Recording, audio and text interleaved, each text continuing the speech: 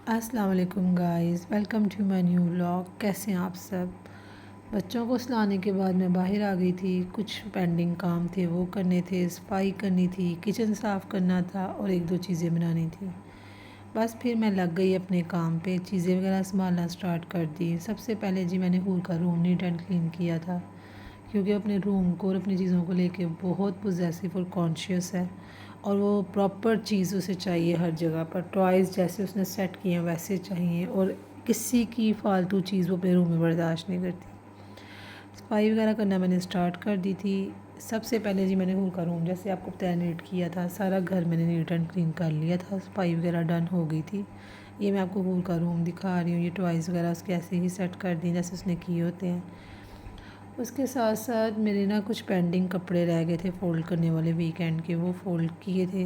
हूर के रूम वाले हूर के रूम में रखी थी और अपने रूम वाले बाहर रहने दिए थे क्योंकि बच्चे सो रहे थे। कुछ कपड़े प्रेस करने वाले थे वो प्रेस कर लिए थे और उनको हैंगर में हैंग कर लिया था।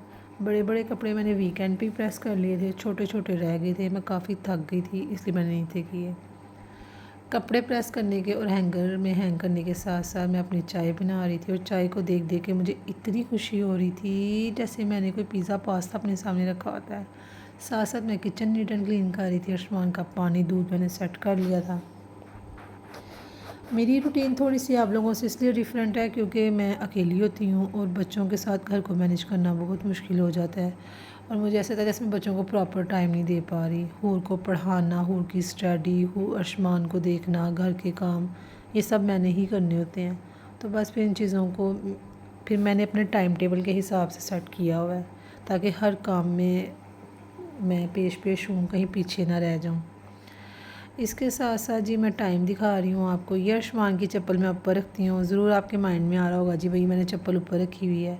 भाई वो हमारे घर का साहब जी है, उसकी हम चप्पल ऊपर रखते हैं। मेरा दिल नहीं करता मैं उसकी चप्पल नीचे रखूँ। ये आयुष्मान के लिए मैं वेजिटेबल चिकन नगेट्स बना रही थी। इसमें मैंने पटाटो, शिमला मिर्च, गाजर और चिकन की बोटी डाली थी। बोटी आप ये वाली डालें तो अच्छी बात है, इसमें जूसी जूसी होती है तो अच्छा होता है। ये जी मैंने इनको प्रेशर दे लिया था। प्रेशर देने के बाद ये निकल आए थे और ये बहुत नरम हो गए थे। मैं इनको मैश कर रही थी। इनको अच्छी तरह से आप मैश कर लें फोक के साथ। कुछ लोग ग्राइंड कर लेते हैं लेकिन मैं ग्राइंड नहीं करती, वो फिर ऐसे चिपचिपा बन जाता है। ये मैंने इसके छोटे छोटे से नगेट्स बना लिए थे। नगेट्स ये देखिए कितने प्यारे लग रहे हैं। बीच में गाजर भी नज़र आ रही है, चिकन की बोटी भी नज़र आ रही है, शिमला मिर्च भी नज़र आ रही है।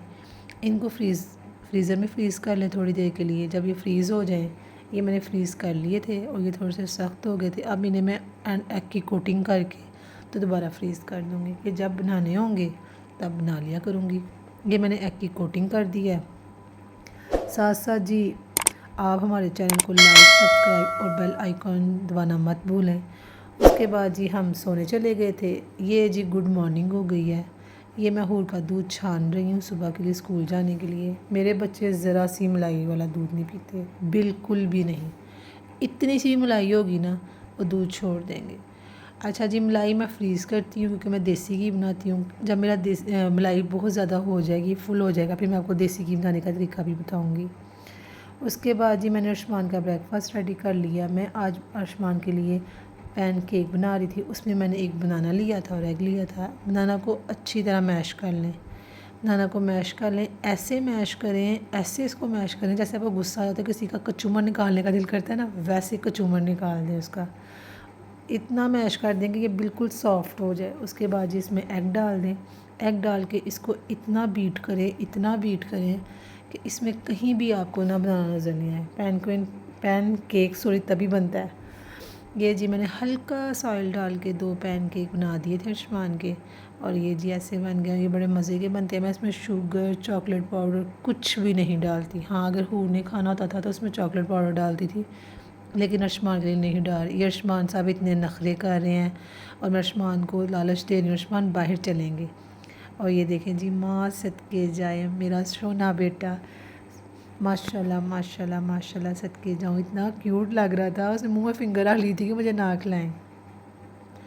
हूर स्कूल से आ चुकी थी और उसने आते ही फरमाइश की थी कि मुझे आलू वाला पराठा बना के दें। और आप कभी सोच भी नहीं सकते मैंने ज़िंदगी में पहली दफ़ा आलू वाला पराठा बनाया है।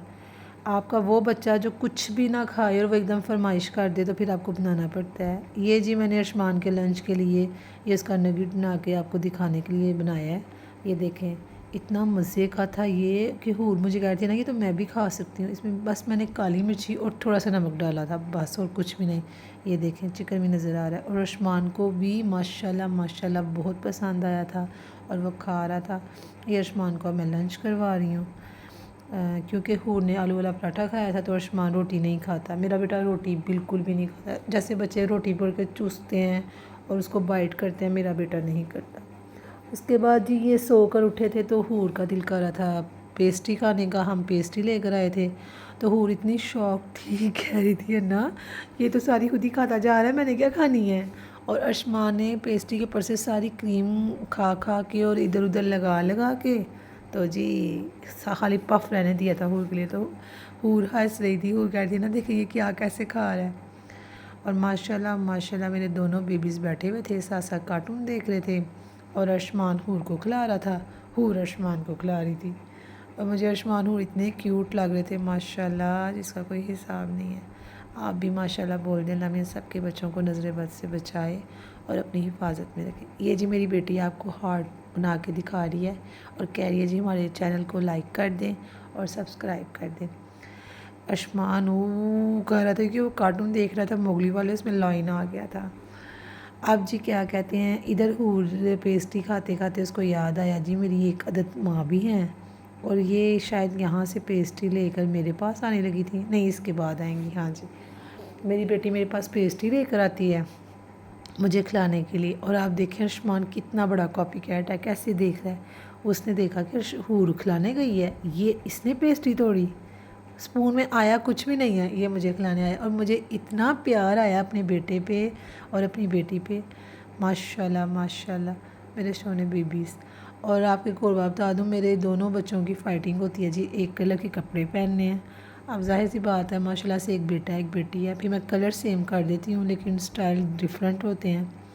उसके बाद अब इनका स्लीपिंग टाइम स्टार्ट हो गया हुआ था तो ये अब सोने के लिए आ गए हुए थे। ये मेरे दोनों बेबी सो गए हैं। इनको सुलाने के बाद अब मैं चली गई थी बाहर। बाहर जाकर मैं सोच रही थी मैं कॉफ़ी बनाऊँ, चाय बनाऊँ, क्या बनाऊँ, और नींद मुझे आज बहुत ज़्यादा आ रही थी। फिर मैंने सोचा चलो मैं ग्रीन टी पी लूँ। ये लिप्टन वालों की ग्रीन टी है और ये मैंने डिफरेंट फ्लेवर्स में ली हुई है, बहुत मज़े के फ्लेवर्स हैं इसमें। लेकिन बस इसमें एक अदरक वाला फ्लेवर मुझे नहीं पसंद, उसको पीने के बाद मेरा दिल थोड़ा सा ख़राब होता है।